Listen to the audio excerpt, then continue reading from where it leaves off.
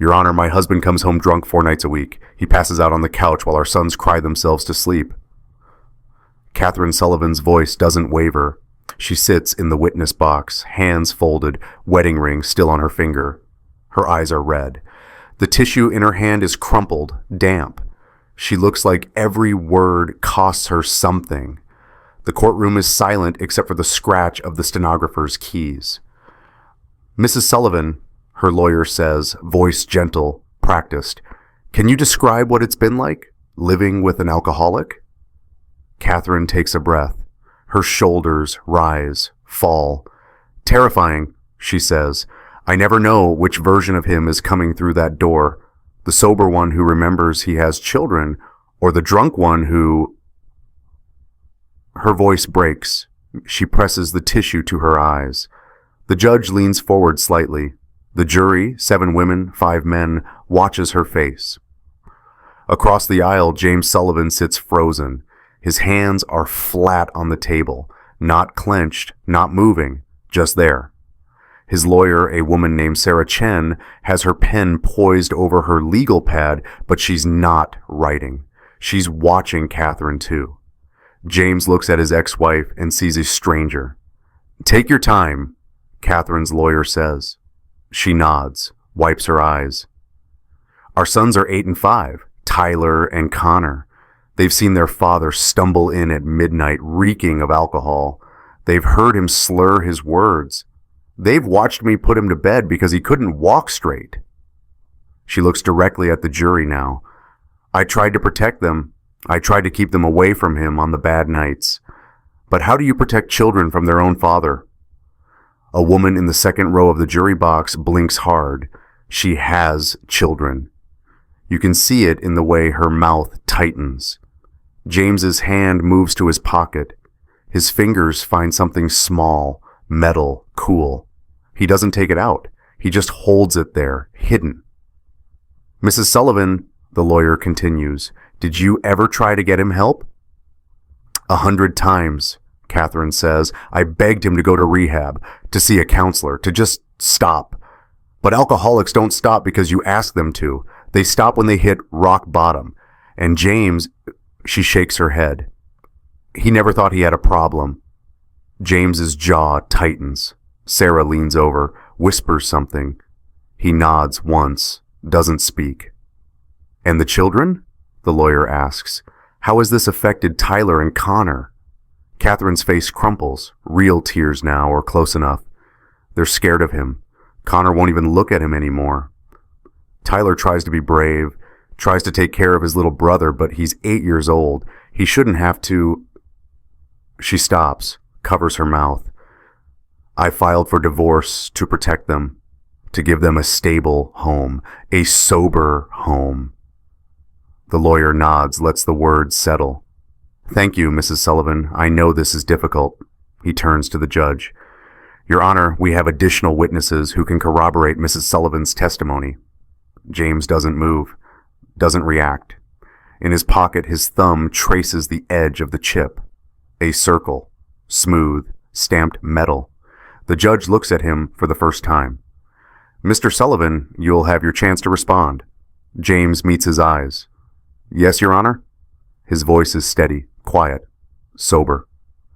Katherine wipes her eyes one more time. The jury watches her step down from the witness stand. She doesn't look at James as she passes his table. She walks back to her seat, sits down, folds her hands in her lap.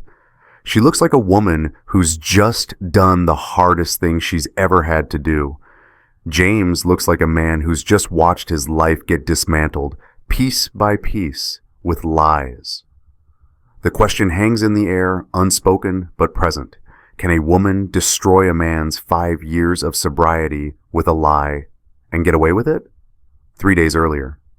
The church basement smells like burnt coffee and old carpet. Fluorescent lights hum overhead. Folding chairs arranged in a circle. 20, maybe 25 people. Some James recognizes, some he doesn't. All of them here for the same reason. Patrick Murphy stands at the front, holding a small bronze chip between his thumb and forefinger. The light catches it. Roman numeral 5 stamped into the metal. 5, 5 years, Patrick says. His voice carries weight. He's been doing this a long time. 5 years ago, James Sullivan walked into this room for the first time, shaking, ashamed, ready to give up on himself. He looks at James sitting in the third row, Tyler on one side, Connor on the other. But he didn't give up. He showed up. Every Tuesday night for 60 months, through deployments, through coming home from Iraq, through a marriage falling apart, he showed up. The room is quiet. Someone coughs. A chair creaks. Patrick walks over, holds out the chip.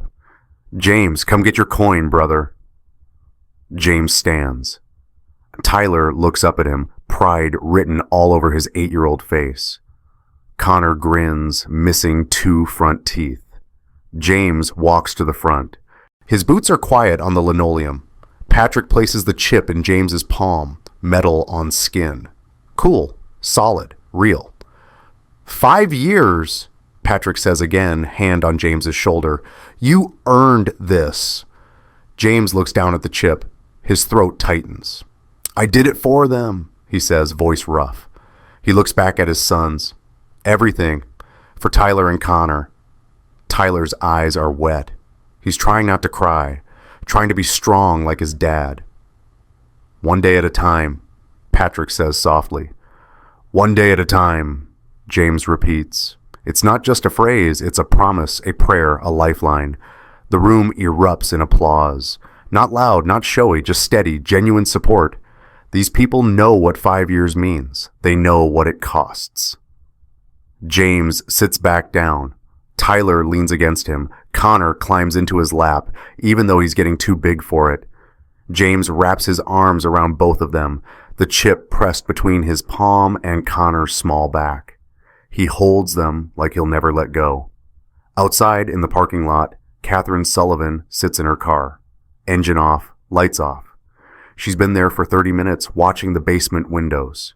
She saw James go in with the boys. She knows what this is, what tonight means. Her phone buzzes, a text. You coming over? She looks at the message, at the name at the top. Richard. She types back, on my way. She starts the car, pulls out of the parking lot, drives away from the church, the basement, the applause, away from the man who just celebrated 5 years of sobriety with their sons. She doesn't look back. Inside, James tucks the chip into his pocket, right front, where he can reach it, where he can feel it whenever he needs to remember. Tyler tugs his sleeve. Dad, can we get ice cream? James smiles. Yeah, buddy, we can get ice cream. Connor pumps his fist. Chocolate! Patrick watches them leave, James's hand on each boy's shoulder, their voices echoing up the stairs. He's been James's sponsor for 5 years. He's seen him at his lowest, seen him claw his way back. He doesn't know that in 72 hours, everything James has built will be on trial. He doesn't know that Katherine already filed the papers that morning. He doesn't know that the chip in James's pocket, the one he earned, the one he treasures, will become the only thing keeping him anchored when the accusations start. But Patrick knows this. James Sullivan doesn't drink, not 4 nights a week, not ever. Your Honor, the petitioner calls Emily Brennan to the stand. Emily is Katherine's younger sister, 31, a nurse. She looks nervous. Her hands shake slightly as she places one on the Bible. Do you swear to tell the truth, the whole truth, and nothing but the truth? I do. She sits, smooths her skirt, looks at Katherine, who gives her a small, encouraging nod. Katherine's lawyer stands. Ms. Brennan, how long have you known the defendant? 12 years, Emily says, since he and Katherine started dating. And would you say you've spent significant time around Mr. Sullivan over those 12 years? Yes, family dinners, holidays. I've babysat Tyler and Connor dozens of times. The lawyer nods. Ms. Brennan, have you ever witnessed Mr. Sullivan drinking alcohol? Emily hesitates just a fraction of a second, but it's there. Yes, she says, multiple times. James's pen stops moving. Sarah glances at him. He shakes his head slightly. Not here. Not now. Can you describe what you witnessed? Emily takes a breath. It started maybe 2 years ago. He'd come home late. Katherine would call me, upset, saying he'd been at a bar. I came over a few times to help with the boys. James would be on the couch, passed out. I could smell the alcohol. And this happened frequently. 2-3 times a month, sometimes more. A juror in the back row writes something down. Did you ever speak to Mr. Sullivan about his drinking? Once, Emily says. I asked him if he was okay, if he needed help. He got defensive, said I didn't know what I was talking about. She stops, looks down. He told me to mind my own business. James's hand curls into a fist under the table. Sarah puts her hand over it, gentle, grounding. Thank you, Ms. Brennan, the lawyer says. No further questions. Sarah stands. Ms. Brennan, you said you could smell alcohol on Mr. Sullivan. Yes. You're a nurse, correct? Yes. So you're trained to recognize the signs of intoxication? I am. Did you ever see Mr. Sullivan stumble, slur his words, vomit? Emily pauses.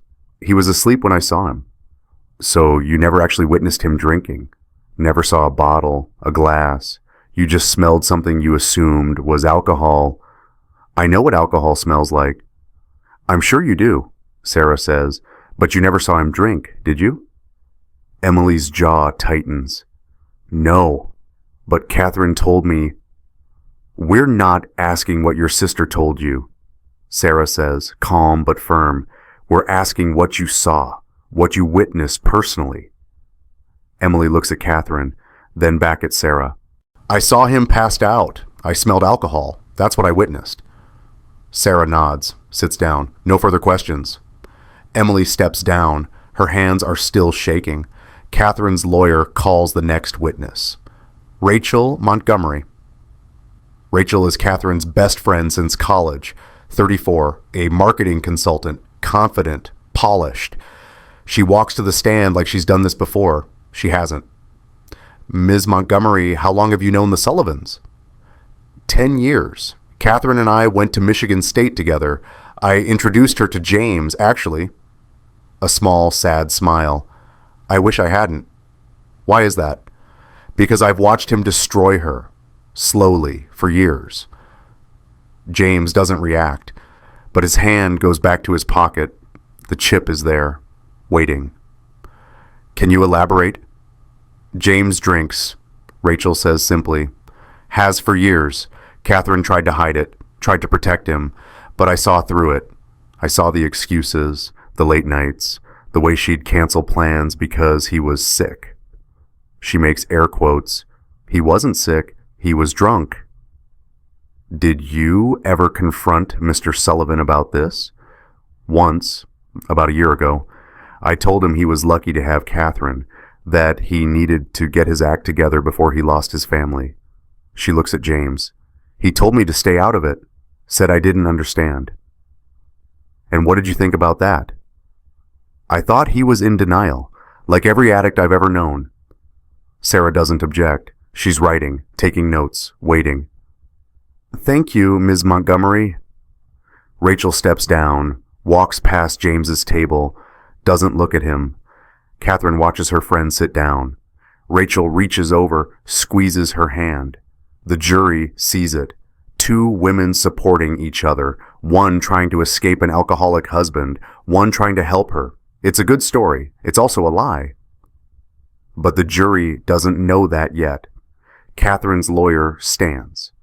Mrs. Sullivan, you mentioned that your husband frequented bars. Can you be more specific? Where did he go? Katherine nods. She's ready for this question. She's practiced. Sullivan's Pub, she says, on Maple Street, 4, sometimes 5 nights a week. James's hand stops moving. The pen in his other hand hovers over the legal pad. Sullivan's Pub, the bar that shares his name, the bar he's never been to, not once. How do you know he went there specifically? The lawyer asks. I followed him once, Katherine says. I needed to know, needed to see it for myself. I parked across the street and watched him go inside. He was there for 3 hours. Did you confront him? When he got home, yes. He denied it. Said I was imagining things, that I was paranoid. She shakes her head, but I knew what I saw. The lawyer lets that sit. Thank you, Mrs. Sullivan. He sits down. Sarah doesn't stand immediately. She's reading something, a document. Her expression doesn't change. Finally, she stands. Mrs. Sullivan, you said Sullivan's Pub on Maple Street. Yes. And you're certain that's where your husband spent his evenings? Yes. 4 to 5 nights a week? Yes. For how long? Katherine thinks. At least a year, maybe longer. Sarah nods, writes something down. Thank you. She sits. The judge looks at the clock. We'll break for lunch. Court resumes at 1:30. The gavel falls. People stand, stretch, file out. James sits perfectly still. His hand is in his pocket, gripping the chip so hard the edges cut into his palm. Sarah leans over. James, have you ever been to Sullivan's Pub? He looks at her. His voice is quiet, controlled, absolutely certain. Never, not once. Sarah's eyes narrow. You're sure? I've never been to that bar in my life. She studies his face, looking for doubt, for hesitation. There is none. Okay, she says, then we have work to do. James finally releases the chip, opens his hand. The metal has left a small indent in his palm, a temporary mark, 5 years compressed into 1.5 inches. 5 years Katherine is trying to erase with words. The courtroom empties. Katherine walks out with her lawyer, Emily, Rachel. They're talking quietly, planning, strategizing. James sits alone at the defense table. Sarah packs her briefcase. James, I need you to think. Is there anyone who can verify where you were on those nights? Receipts? GPS data? Anything? He nods slowly. I can get you my credit card statements. I can get you my therapist's records. I can get you... He stops, thinks. Patrick, my sponsor, he'll know. Good. Get me all of it. Everything. Sarah? She looks at him. She's lying, he says, about all of it. The drinking, the bars, everything. I believe you, Sarah says, but believing you isn't enough. We need proof. James stands, puts the chip back in his pocket, right front, where it belongs. Then let's get proof. Court resumes at 1:30. The afternoon light slants through the high windows. The jury files back in, coffee cups in hand, conversations dying as they take their seats. Sarah Chen stands. Your Honor, the defense calls Patrick Murphy. Patrick walks to the stand like a man who's done hard things and survived them. 52, weathered face, calloused hands. He's wearing a button-down shirt, sleeves rolled to the elbows, no tie. He's not trying to impress anyone. He places his hand on the Bible, swears to tell the truth. Katherine's lawyer watches him with narrowed eyes. This wasn't in their plan. Mr. Murphy, Sarah begins, how do you know James Sullivan? I'm his sponsor, Patrick says, have been for 5 years. His sponsor? Alcoholics Anonymous. I sponsor James in his recovery. A ripple goes through the courtroom. The jury shifts. Katherine's face doesn't change, but her hands tighten in her lap. Mr. Murphy, can you explain what that means? Being a sponsor? Patrick nods. When someone commits to sobriety, they choose a sponsor. Someone who's been through it. Someone who can guide them. Be there when things get hard.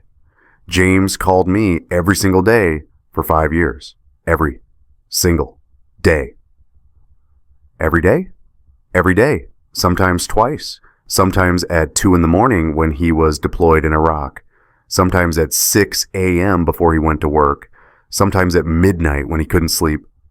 Patrick's voice is steady, but there's emotion underneath, controlled, earned. Even from a combat zone, that man called me, just to say 3 words, 1 day at a time.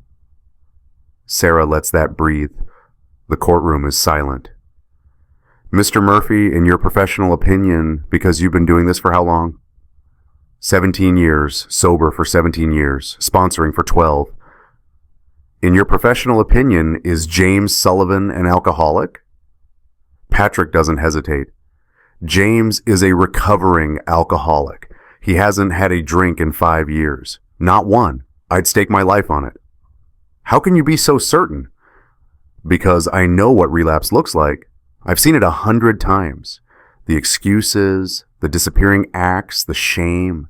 James never disappeared, never made excuses. He showed up to meetings. He called when he said he would. He did the work. Patrick looks at the jury. You don't fake that. Not for 5 years. Not while deploying to a war zone. Not while raising 2 kids. You don't fake that kind of commitment. Katherine's lawyer stands. Objection. Speculation. Sustained, the judge says. Mr. Murphy, stick to facts you can verify. Patrick nods. Fact, James attended 93 AA meetings in the last year. I know because I was at 87 of them. Fact, he completed all 12 steps. Fact, on September 10th, 3 days before this trial started, I gave him his 5-year sobriety chip in front of 24 witnesses. Sarah walks to her table, picks up a small evidence bag, holds it up. Inside is a bronze chip, Roman numeral S. Mr. Murphy, is this yours? That's my 12-year chip. I carry it everywhere. Why? To remember where I came from. To remember I'm not special. I'm just one day at a time, same as everyone else. Sarah hands it to him. Patrick holds it, runs his thumb over the stamped numbers. James carries his 5-year chip the same way, Patrick says quietly. Right front pocket. I've seen him reach for it 1,000 times. When he's stressed, when he's tired, when someone offers him a drink and he has to say no.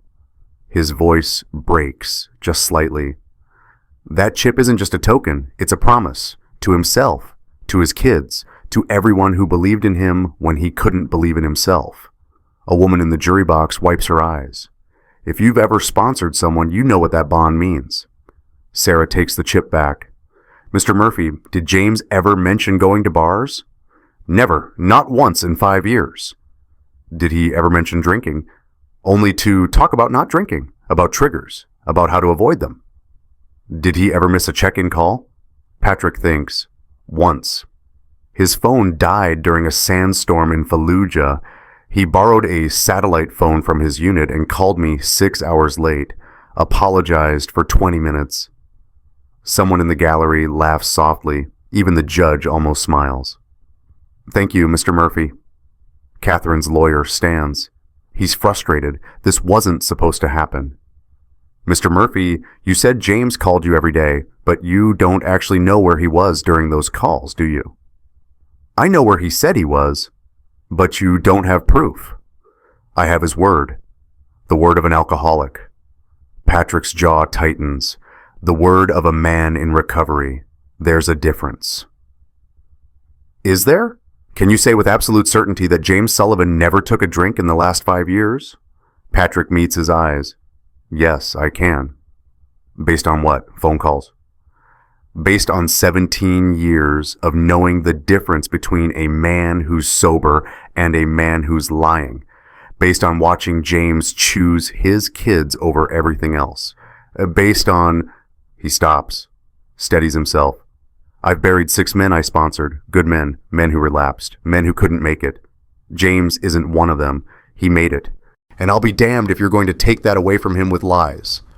Objection, Katherine's lawyer barks. Sustained. Mr. Murphy, watch your language. Patrick nods, but his point landed. The lawyer tries again. You mentioned James was deployed. Iraq, correct? Yes. And that must have been stressful. War is always stressful. Stressful enough to drive a man to drink. Objection, Sarah says. Speculation. Withdrawn. The lawyer changes tactics. Mr. Murphy, do you know Katherine Sullivan? I've met her, briefly. Did she ever attend meetings with James? No. Did she ever call you to express concerns about his sobriety? Patrick hesitates. Just a second. No. So you only have James's side of the story. I have the truth, Patrick says. That's the only side that matters. The lawyer sits down. He didn't win, but he planted doubt in a few minds. You can see it in the jury. Some of them are thinking, what if Patrick's wrong? What if James lied to everyone? Patrick steps down. As he passes James, he puts a hand on his shoulder, squeezes once. James closes his eyes, breathes. The chip in his pocket feels heavier now. Your Honor, Sarah says, the defense calls Daniel Murphy, no relation to Patrick Murphy.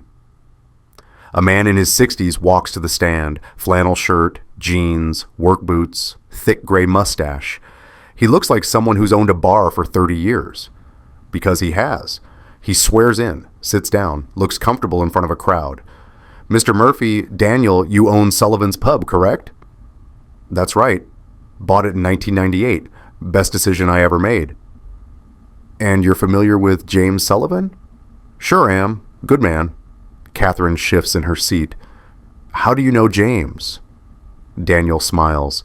He comes in every Tuesday night. Has for about 3 years now. The courtroom goes still. Katherine's lawyer sits up straighter. Sarah doesn't react. Every Tuesday?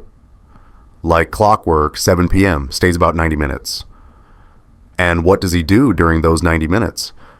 Daniel leans back, drinks coffee, attends the AA meeting we host in the back room. The air goes out of Katherine's lawyer. I'm sorry, Sarah says. Could you repeat that? James comes to our AA meeting. We host it every Tuesday, have for 15 years. It's open to the public. James started coming 3 years ago. Never missed a week unless he was deployed. Sarah walks to her table, picks up a spiral-bound notebook. Old, worn, pages curling at the edges. Mr. Murphy, what is this? Daniel squints. That's my logbook. I keep track of the meetings, who shows up, what they order. Helps me keep the coffee stocked. And is this your handwriting? Sure is. Sarah opens it to a marked page. Can you read this entry? September 12th, 2023. Daniel puts on reading glasses. J. Sullivan, black coffee, 40/50, paid cash, 7 OSC p.m. to 8:32 p.m. That's James. Always black coffee, always exact change. Sarah flips through the pages, tabs marking dozens of entries. And these? All James, every Tuesday for 3 years, 156 visits, give or take. I checked before I came. She hands the logbook to the jury. They pass it down the row. Ink-stained pages, blue Bic pen. J. Sullivan, black coffee, $4.50. Written in careful block letters, over and over, page after page. Katherine's face has gone pale. Mr. Murphy, Sarah continues, do you serve alcohol at Sullivan's Pub? Of course, it's a bar. Did James Sullivan ever order alcohol? Never, not once, not even on his birthday when I offered to comp him a beer. He said, I'll take another coffee, Daniel. That's all I need. Did you ever see him intoxicated? James? Daniel laughs. That man's the most sober person I know. Drinks more coffee than a long-haul trucker. A few people in the gallery chuckle. Sarah nods. Thank you. No further questions. Katherine's lawyer stands. He's scrambling now. Mr. Murphy, you said James comes every Tuesday. But what about the other nights? Monday, Wednesday, Friday? Daniel shrugs. I don't know what he does other nights. I just know he's at my place on Tuesdays for coffee and AA. So he could have been drinking other nights at other bars. Could have been doing a lot of things, but he wasn't doing them at my bar. The lawyer tries a different angle. You mentioned you offered him a free beer on his birthday. Why would you do that if you knew he was in recovery? Daniel looks at him like he's an idiot. Because I'm a bartender, not his therapist. I offer everyone a free drink on their birthday. James said no, most people don't. That's the difference. But you can't say for certain he's sober. You only see him one night a week. I can say for certain he doesn't drink at my bar. I can say for certain he's been coming to AA for 3 years. And I can say for certain that when his ex-wife called me last month trying to pay me $5,000 to lie about him, The courtroom explodes. Objection. Order. The judge pounds the gavel.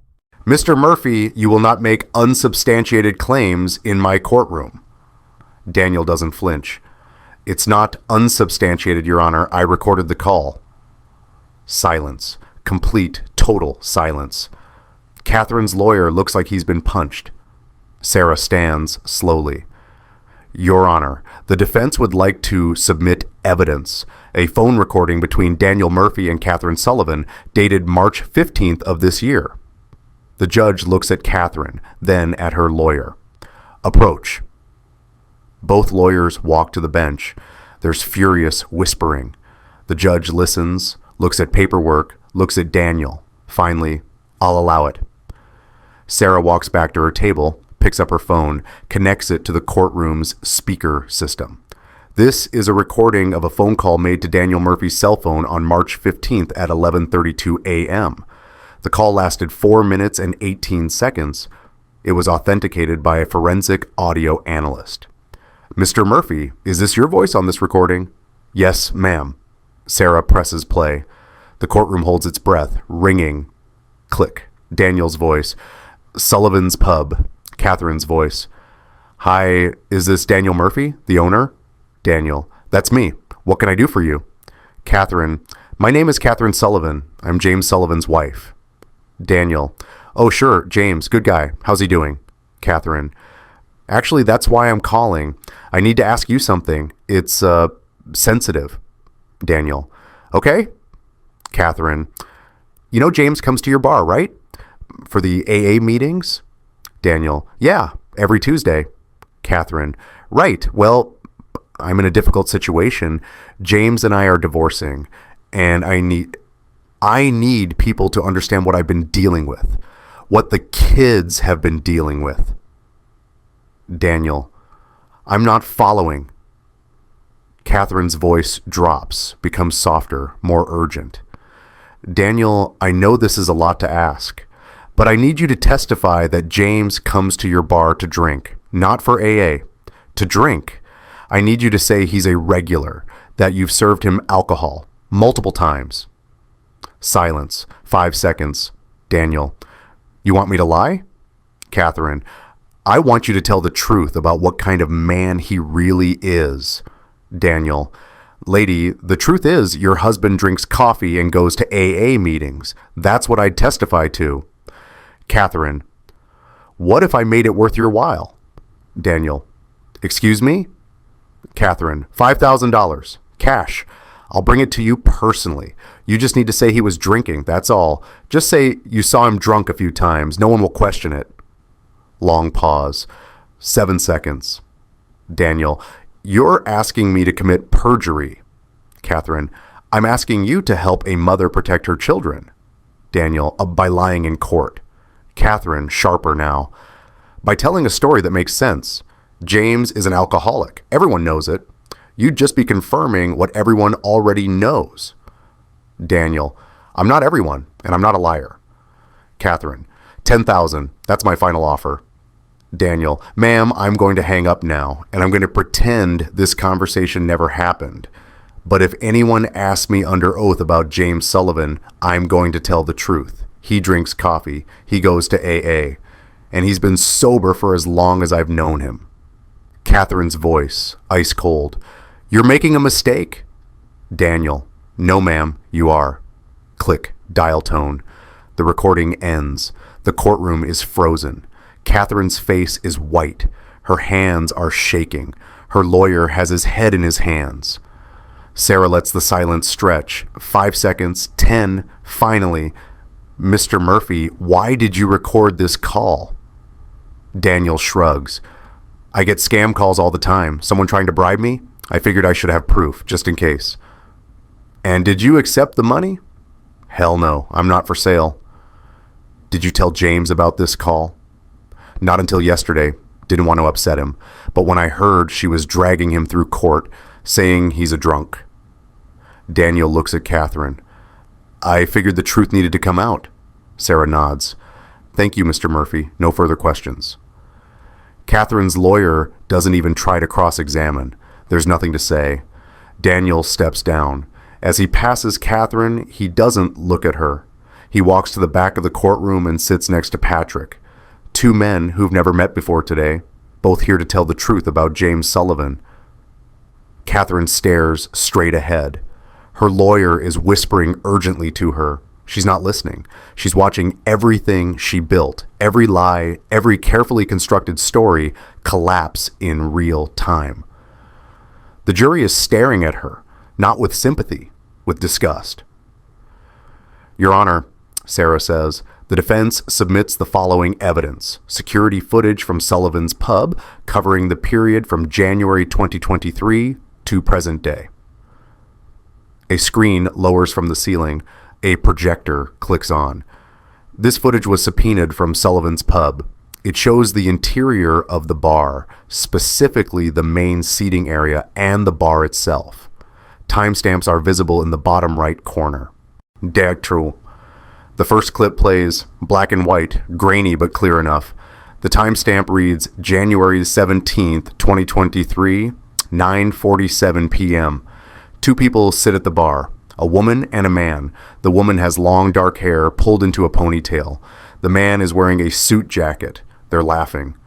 The woman's hand is on the man's arm. The woman is Katherine Sullivan. The man is not James. This is Richard Bennett, Sarah says, Katherine's affair partner. This is their first documented visit to Sullivan's pub. The clip continues. Katherine leans in, says something. Richard laughs. The bartender brings them drinks, 2 martinis. Katherine picks hers up, sips, smiles. Sarah pauses the image. The timestamp shows 9:47 p.m. According to Katherine's own testimony, this is a night she claimed she was home alone with the children, protecting them from their drunk father. She plays another clip. February 3rd, 2023, 10:15 p.m., same 2 people, same bar. Katherine's lipstick is darker this time. Richard's tie is loosened. They're closer. His hand is on her knee. The bartender brings them a round. Katherine's glass is already empty. March 22nd, 2023, 11:34 p.m. Katherine stumbles slightly as she walks to the bathroom. Richard steadies her. She's laughing. April 9th, 2023, 10:52 p.m. They're kissing, not discreetly, right there at the bar. The jury watches in silence. Sarah doesn't narrate. She just lets the footage play, clip after clip, visit after visit. May 14th, 2023, 11:47 p.m. Katherine signs a receipt. The bartender hands it to her. She tucks her credit card back into her purse. She's unsteady on her feet. Sarah pauses, zooms in on the timestamp. May 14th, 11:47 p.m. She says, this is the same night Katherine testified she was at home, terrified because James came home drunk and passed out. The same night she called her sister crying, asking for help. She lets that sink in. According to James's phone records, he was on a video call with Tyler and Connor at 11:47 p.m. that night. He was in a hotel in Detroit for a work conference. The boys called to say goodnight. Another clip. June 3rd, 2023, 10:08 p.m., Katherine and Richard. 4 drinks on the bar between them. July 19th, 2023, 11:12 p.m., Katherine signing another receipt. August 5th, 2023, 10:44 p.m., Richard's hand on her back, both of them laughing. Sarah stops the montage. In total, security footage shows Katherine Sullivan and Richard Bennett visited Sullivan's pub 42 times over a 9-month period. They were there every week, sometimes twice a week, always drinking, always late at night. She plays one more clip. September 7th, 2023, 11:58 p.m. Katherine, visibly drunk, leaning on Richard as they leave the bar. The timestamp freezes on screen. September 7th, Sarah says, 5 days before Katherine filed for divorce, 3 days before James received his 5-year sobriety chip. She turns off the projector. The screen goes dark. Your Honor, the footage speaks for itself. Katherine is crying now, not the controlled theatrical tears from her testimony, real tears. Tears of someone whose lies just became public record. Her lawyer looks like he wants to disappear. The judge looks at Katherine, then at the jury, Then back at Sarah. Anything else, Ms. Chen? Yes, Your Honor, the receipts. Sarah places a stack of papers on the evidence table, 2 inches thick. These are credit card statements for Katherine Sullivan covering January 2023 to present, specifically charges made at Sullivan's Pub. She picks up the first one. January 17th, 94.50, 6 drinks, 1 appetizer. She picks up another. February 3rd, $112, 7 drinks. Another. March 22nd, $135, 8 drinks, 2 appetizers. She doesn't read every receipt. She doesn't need to. She just holds up the stack. Over 9 months, Katherine Sullivan spent $3,127.84 at Sullivan's Pub, an average of $347.53 per month, roughly $80 per visit across 42 visits. She places 1 receipt on the projector, magnified on the screen. Sullivan's Pub, May 14th, 2023, 11:47 p.m. Server Mike 2 martinis, $24. 2 whiskey sours, $26. 1 Manhattan, $14. 1 old fashioned, 15 Vars, loaded fries, 12 stars, tax $7.09, total $98.09, gratuity 20%, 19 bars 62, total 127. Signature Katherine Sullivan.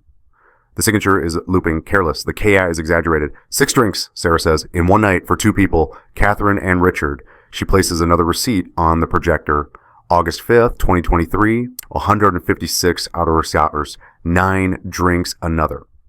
September 7th, 2023, 143 hours, 8 drinks. Your Honor, the defense also submits James Sullivan's credit card statements for the same time period. She places a different stack on the table, much thinner.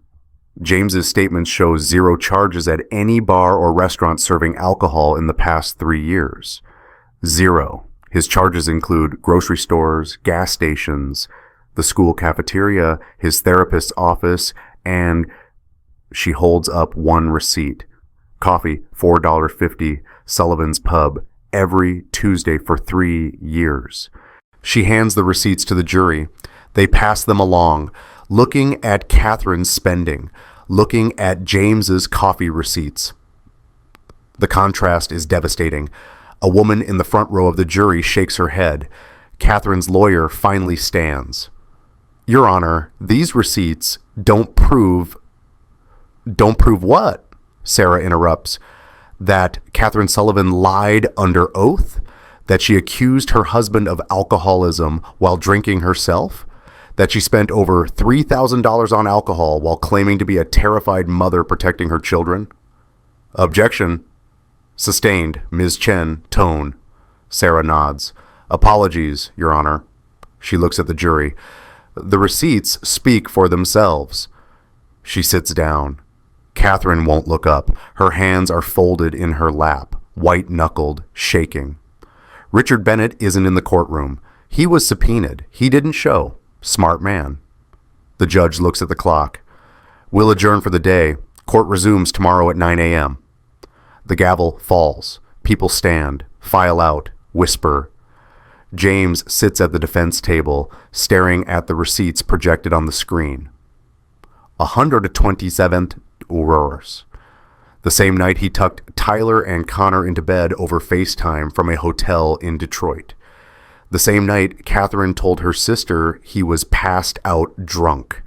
The same night, she signed her name with a flourish, 6 drinks deep, laughing with another man. Sarah packs her briefcase. James, we're winning. You know that, right? He nods, but he doesn't feel like he's winning. He feels like he's watching his life, his marriage, his family, everything he tried to protect, get torn apart in public.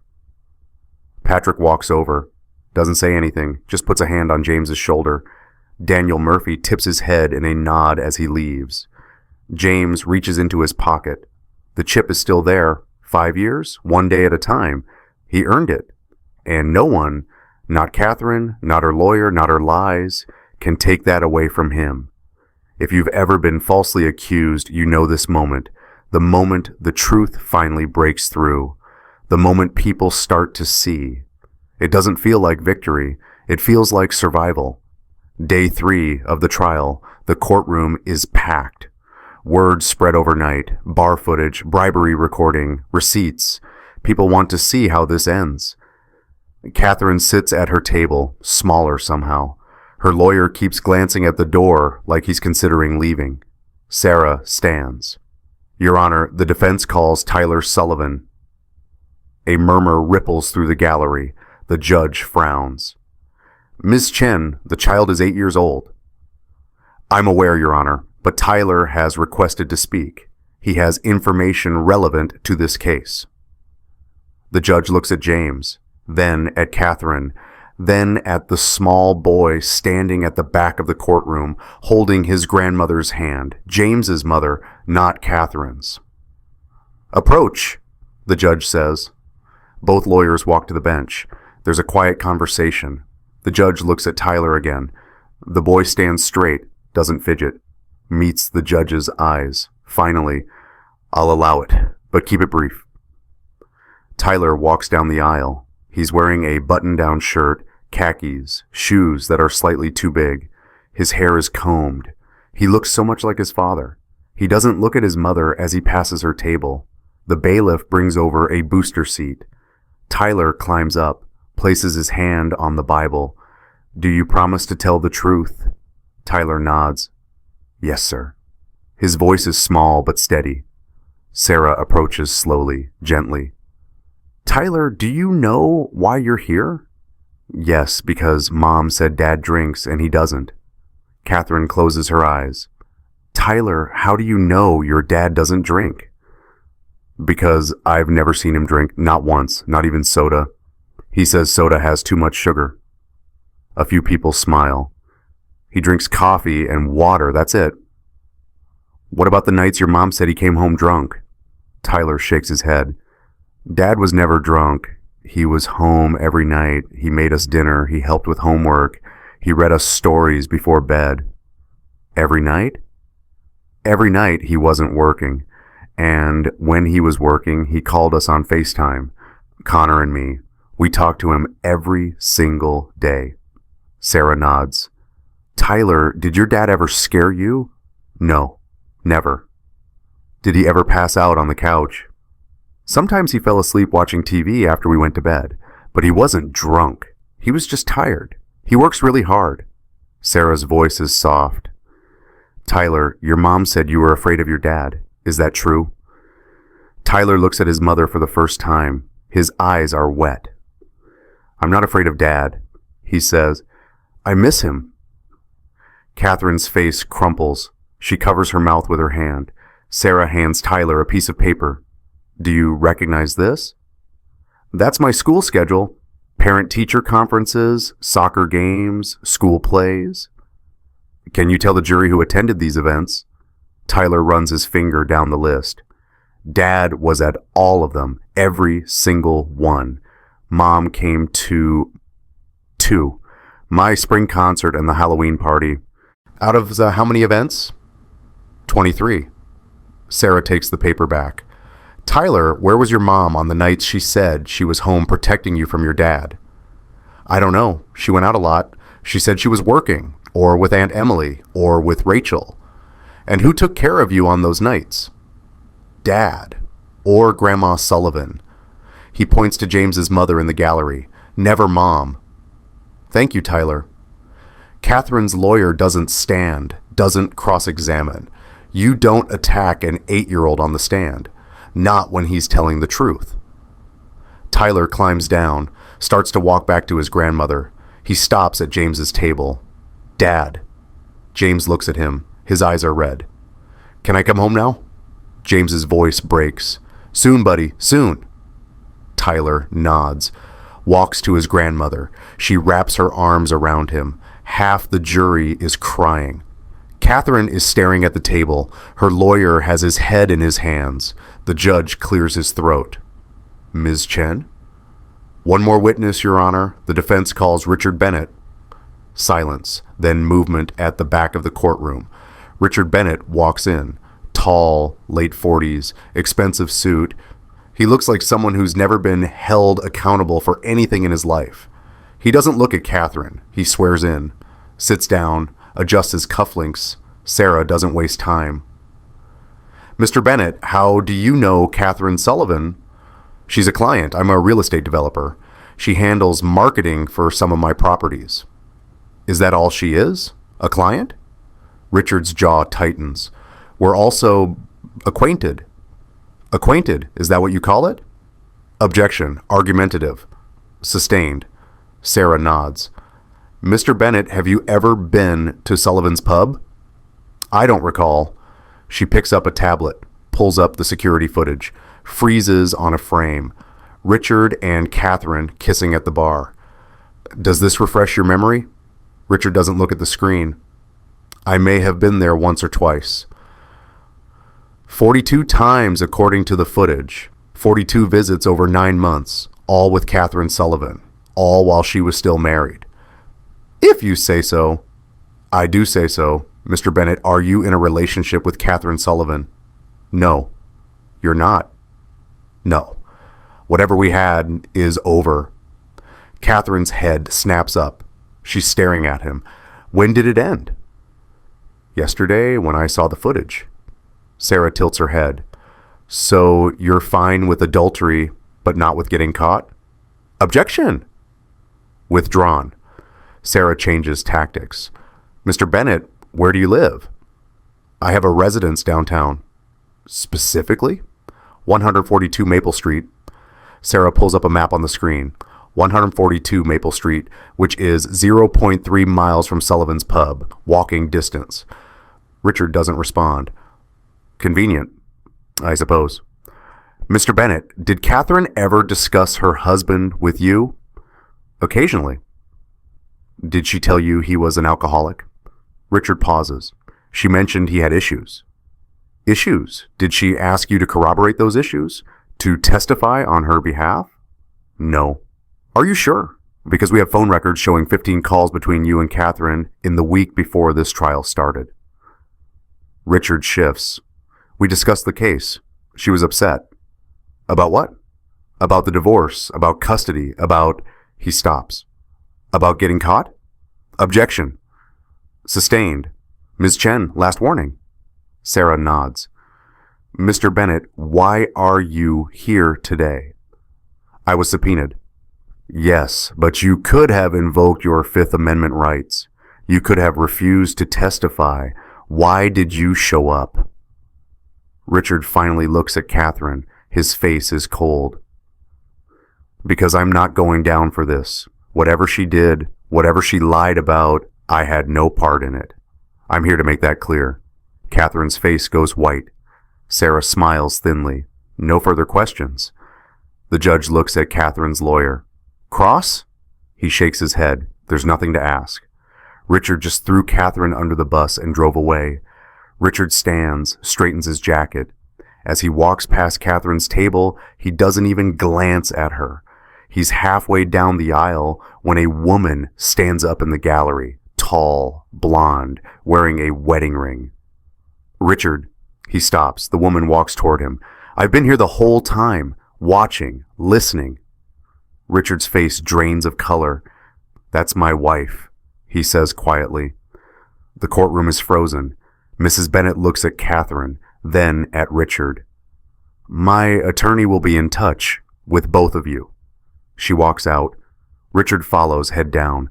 The door closes behind them. Katherine is shaking. Her hands, her shoulders, everything. Sarah sits down.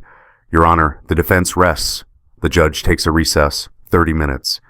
When court resumes, Katherine's lawyer stands. Your Honor, I'd like to request a sidebar. They approach. The conversation is brief. The lawyer is gesturing. The judge is shaking his head. Finally, they return. The petitioner's counsel has requested to withdraw from this case. The judge says, I'm denying that request. We're too far in. You'll finish what you started, counselor. The lawyer sits. He looks defeated. Does the petitioner wish to make a statement? Katherine's lawyer looks at her. She shakes her head. She can't speak. Can't even look up. Very well. I'll hear closing arguments. Ms. Chen? Sarah stands. She doesn't need notes. Your Honor, this case is simple. Katherine Sullivan accused her husband of being an alcoholic. She provided testimony. She brought witnesses. She painted a picture of a dangerous, neglectful father. But every piece of evidence we've examined tells a different story. James Sullivan has been sober for 5 years. He attends AA meetings every week. He's sponsored by a man with 17 years of sobriety.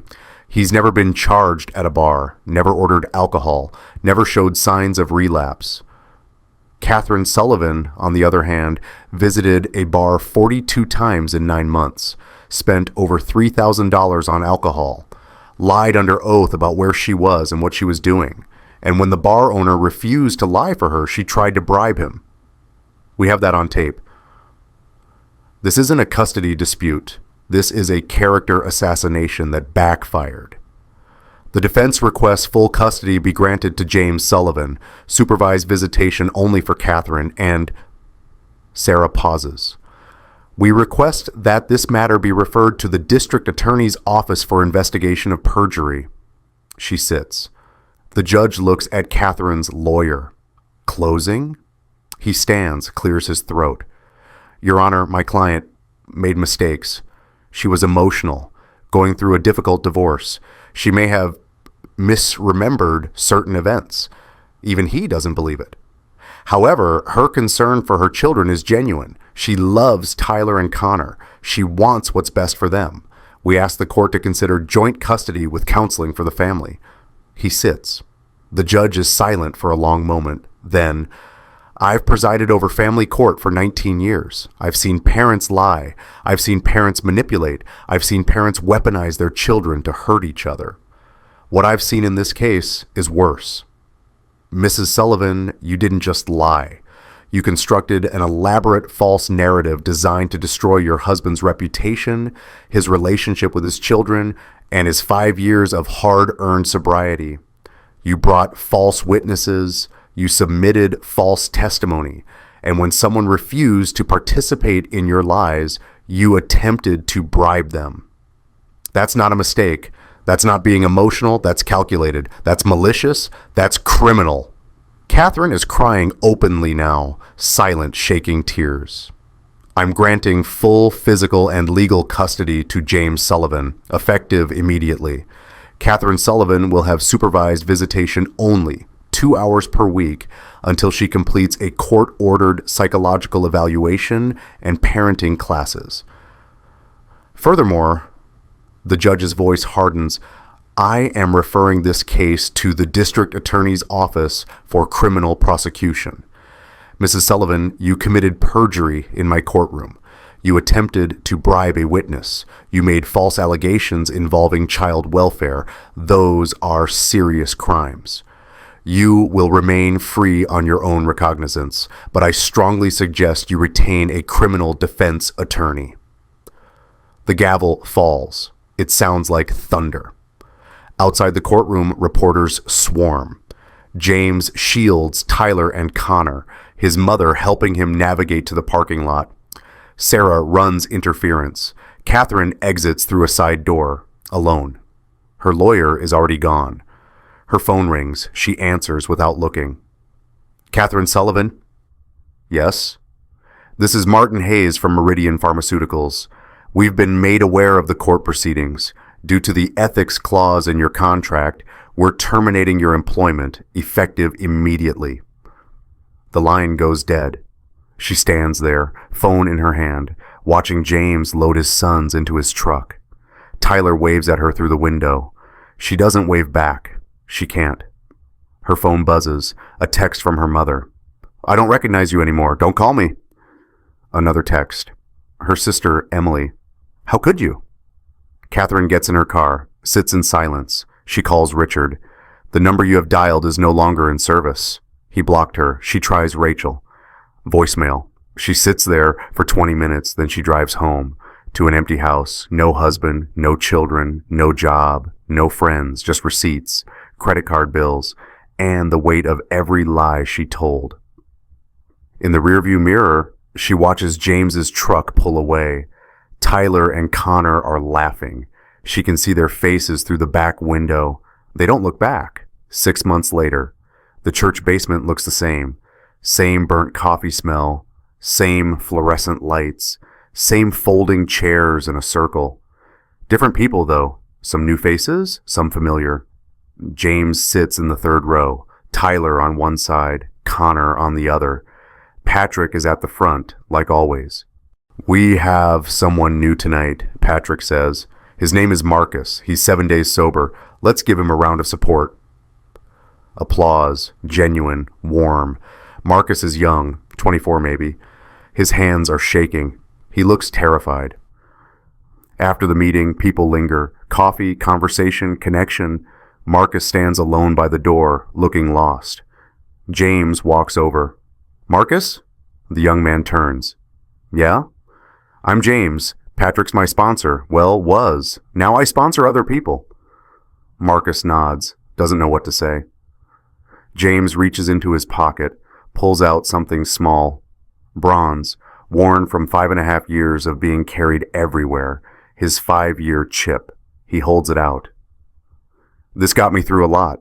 The first year, a deployment, a divorce, a court battle, days when I wanted to quit, days when quitting felt easier than staying." Marcus stares at it. "I can't take that. You earned it." "I did. And now I'm giving it to you. Not forever. Just until you earn your own." James presses it into Marcus's palm. The metal is warm. "One day at a time. That's all you have to do. Just one day." Marcus's eyes fill with tears. "What if I can't?" "You can. I did. Patrick did. Everyone in this room did. One day at a time." Marcus closes his fist around the chip, holds it tight. "Thank you," he whispers. James nods, walks back to his sons. Patrick catches his eye, smiles, proud. Tyler tugs James's sleeve. "Dad, can we get ice cream now?" "Yeah, buddy." Connor perks up. "Chocolate?" "Chocolate." They walk out together, James's hand on each boy's shoulder, their voices echoing up the stairs. Patrick stays behind, cleaning up coffee cups. He finds a newer member struggling with the chairs. "Need help?" Patrick asks. "I got it, thanks." Patrick watches James's truck pull away through the basement window. That's a good man, he thinks. A sober man, a present man. The kind of man who shows up every single day. Saturday morning, bright and cold, Tyler's soccer game. The field is crowded, parents in folding chairs, coolers, team banners. James stands on the sideline. He's holding a coffee cup, black coffee, steam rising in the cold air. Connor runs around with the other younger siblings, kicking a ball that's too big for him. Tyler is on the field, number 7, midfield. James watches every play, every pass, every run. When Tyler scores, James doesn't shout, doesn't jump, just smiles, claps. Tyler looks over, sees his dad, grins. After the game, they pile into the truck, sweaty, happy, arguing about where to get lunch. James pulls out of the parking lot, passes Sullivan's pub on the way home. Daniel is outside, changing the sign. He sees James, waves. James waves back. Tyler notices. "Is that the place from the trial?" "Yeah." "Do you ever go there?" "Every Tuesday for coffee and meetings." "Can we come sometime?" James looks at him in the rearview mirror. "When you're older, if you ever need to." "I won't need to," Tyler says confidently. "I'm like you. I don't drink." James smiles. "One day at a time, Tyler. That's all any of us can do." "What does that mean?" "It means you don't worry about tomorrow, or next week, or next year. You just focus on today, on being the best version of yourself today, and then you wake up tomorrow and do it again." Tyler thinks about that, nods. "Okay, one day at a time." One day at a time. Connor falls asleep in his car seat, sticky from Gatorade, soccer ball tucked under his arm. Tyler plugs in his headphones, listens to music. James drives. Coffee in the cup holder, sons in the back seat. 5.5 years of sobriety in his rear view. The road ahead is clear. The sky is blue. And for the first time in a long time, James Sullivan isn't fighting for his life. He's just living it, one day at a time.